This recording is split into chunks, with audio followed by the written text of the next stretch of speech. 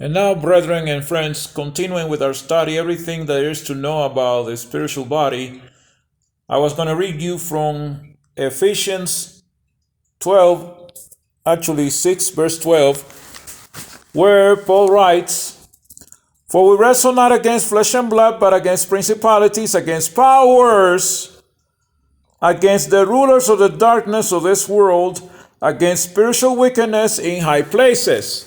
Okay, so they are in another realm, but they are in high places.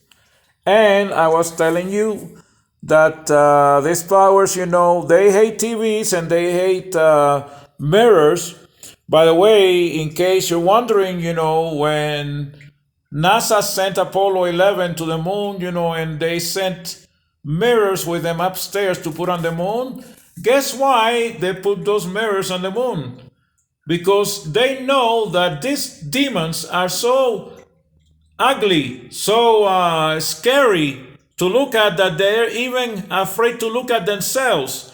And so they were bugged by demons up there in the moon, so they wanted to frighten them away, and they used those mirrors to frighten the demons away. Because what happens is, there is a demonic entity and spirit in this location that is, one is a leader, and that leader is the ugliest one, the most grotesque and the most scariest one, and he's called the strong man, and he oversees a group of demons that are known as familiar spirits.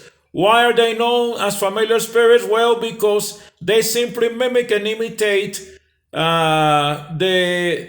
the images of dead people from those places or those houses where they are. And so, this is why people, think that they saw their Uncle Joe, or they saw their grandpa or their grandmother, and, you even hear, children cries, and, you hear children playing and all that, but they're not physical, they're not human children, they're really demons mimicking these children. That's why they're called familiar spirits. And so they are really trying to imitate family members or people that lived in those houses. And this is important that you understand, because that's what familiar spirits are, and they're under a strong man demon. And this is why, when they enter into a house, they tell the people living there to please cover TV sets and cover all mirrors, because they don't want to see their image. That is how frightening it is. So in 1 Corinthians 15, we're going to begin in verse 35, because this is really going to give you, the whole gamut of what happens, at death. In 1 Corinthians 15, let's go to 1 Corinthians 15. 1 Corinthians 15, beginning in verse 35.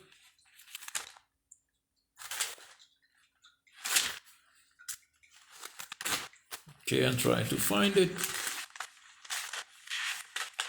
1 Corinthians 15. Here we go.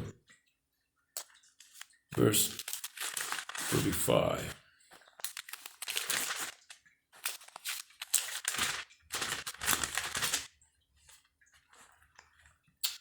Okay.